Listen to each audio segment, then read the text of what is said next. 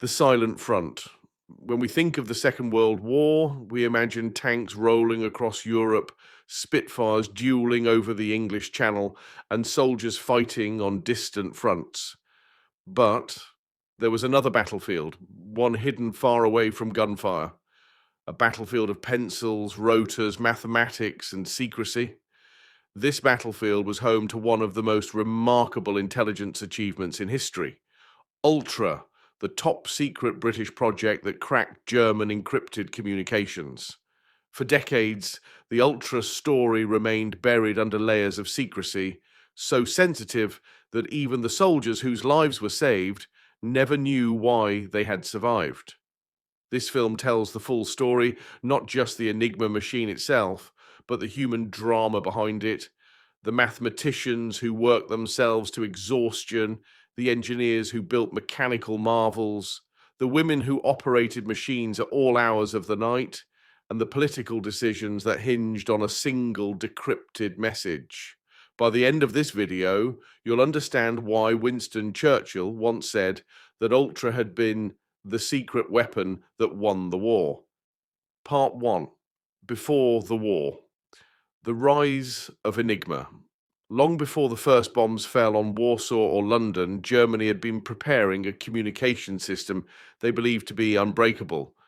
At the heart of this system was the Enigma machine, a compact typewriter-like device that converted ordinary text into an indecipherable stream of letters.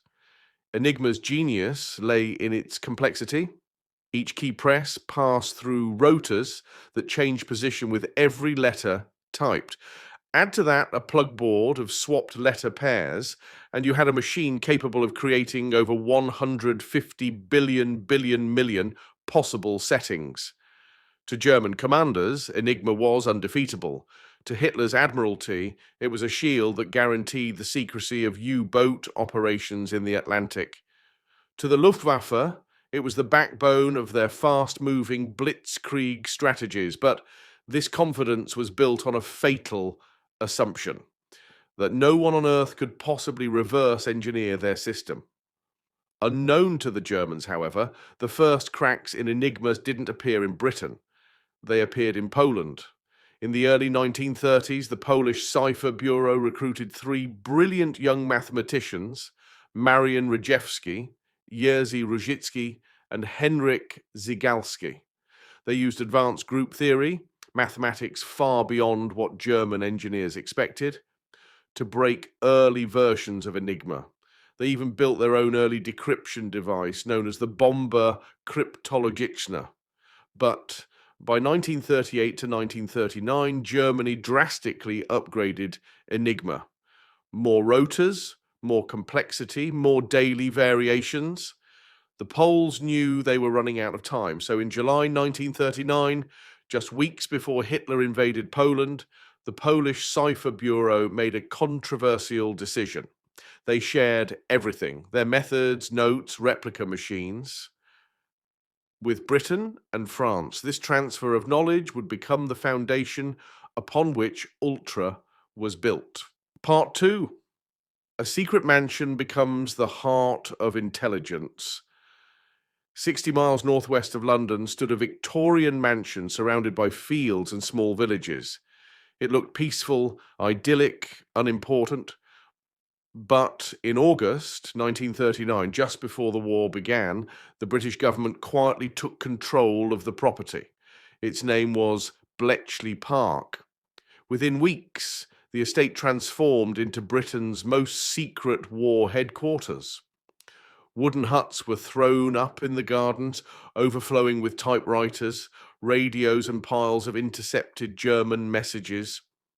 By 1941, the staff had grown from a few dozen to more than 7,000, the majority of whom were women. This was not a typical military unit. Inside Bletchley Park, uniforms mixed with tweed jackets, chalk-stained trousers from mathematicians, and the cardigans of librarians. The government recruited Cambridge mathematicians, Oxford classicists, linguists fluent in German, Italian, and Japanese chess champions, cryptic crossword geniuses, engineers, radio operators from the Women's Royal Naval Service. Each had a unique role. Some intercepted wireless messages from German bases, others translated decoded text. Some worked endless nights in cold, damp huts, feeding punch cards into machines. Secrecy was absolute. Every person signed the official Secrets Act. They couldn't tell their spouses, parents, or even fellow employees what they were doing. People living in nearby towns would later say that they believed Bletchley Park was simply a training school or administrative office. In reality, it was the nerve center of the Allied intelligence war. Part 3, Alan Turing. The genius who shortened the war among the many minds working at Bletchley. One name would rise above all others: Alan Turing. Turing was not charismatic, nor particularly social, but he saw the world differently.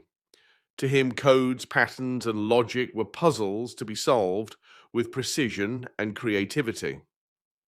He arrived at Bletchley Park in September 1939 and immediately began working on the problem of German naval Enigma, considered the most difficult variant because U-boats used different rotor settings and changed keys more frequently.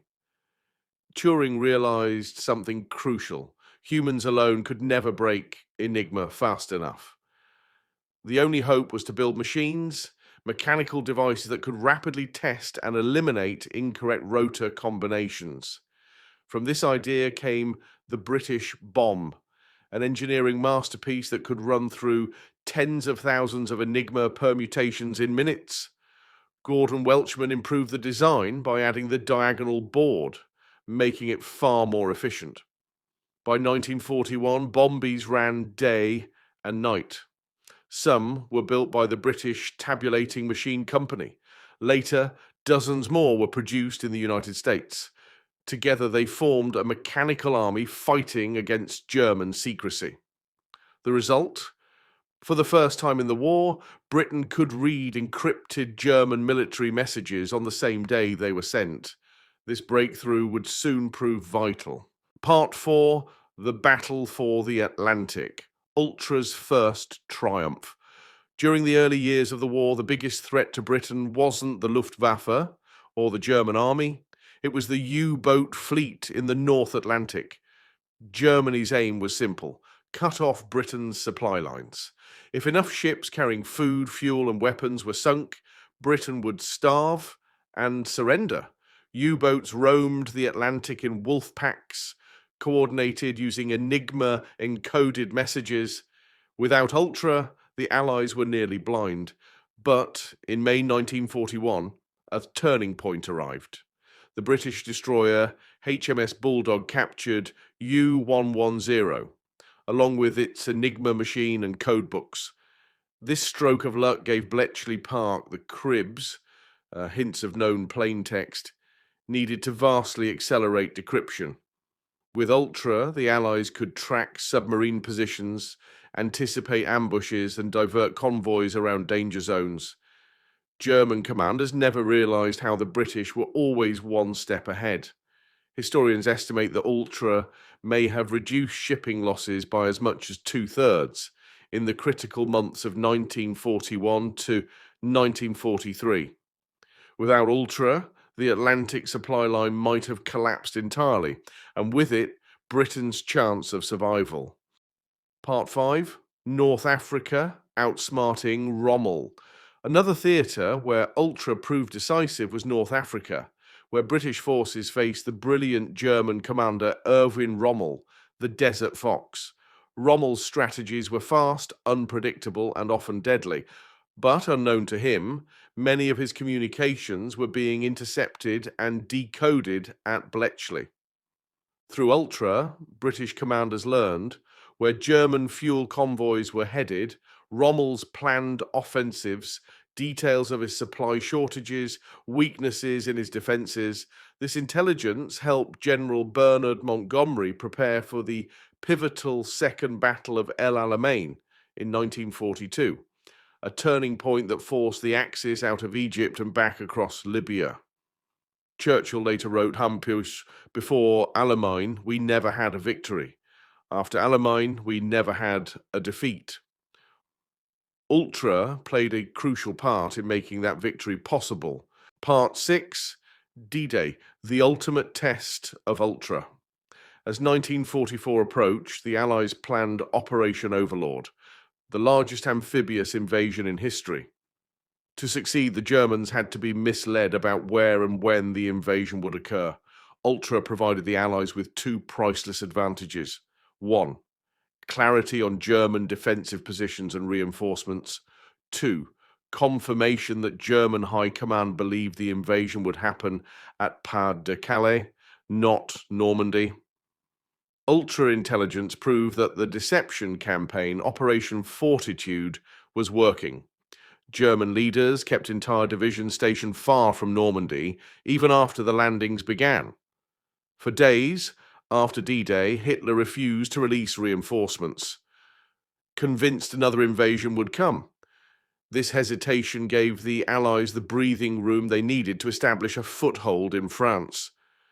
Without Ultra, the Normandy landings might have been repelled, altering the course of the entire war.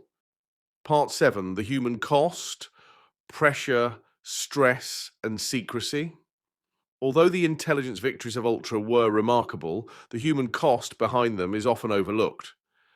People at Bletchley Park worked exhausting shifts, sometimes from 8 p.m. to 8 a.m. in freezing huts with blackout curtains. Many suffered stress, sleep deprivation, and burnout. Women from the WRNS operated bomb machines in deafening noise. Analysts spent endless hours studying barely intelligible radio intercepts. Translators worked under pressure, knowing that lives depended on their accuracy, and perhaps the hardest part of all, they couldn't tell anyone what they did. Parents thought their children were clerks. Spouses believed their partners were doing office work. Some people lived their entire lives without telling a soul about their contributions. By the time Ultra was declassified in the 1970s, many key figures had already died. Part 8, Aftermath and Legacy. The birth of modern computing. The war ended in 1945, but Ultra's legacy had only begun. Alan Turing and his colleagues had developed ideas that went far beyond code breaking. Their work inspired the early foundations of computer science, leading directly to innovations in algorithm design, artificial intelligence, data processing, cybersecurity, computer architecture. In many ways, the digital world we live in today traces its origins back to the machines built in the huts of Bletchley Park. Ultra didn't just shorten the war, it shaped the future. Conclusion. The Ultra Secret was one of the most extraordinary achievements of the Second World War, a triumph of intellect, collaboration, and perseverance. It wasn't fought with tanks or bombers, but with pencils, logic, and enormous determination. The men and women of Bletchley Park saved countless lives, shortened the war by years, and laid the foundation for the computer revolution. Their story reminds us that in the darkest times, knowledge, not just force, can change the world.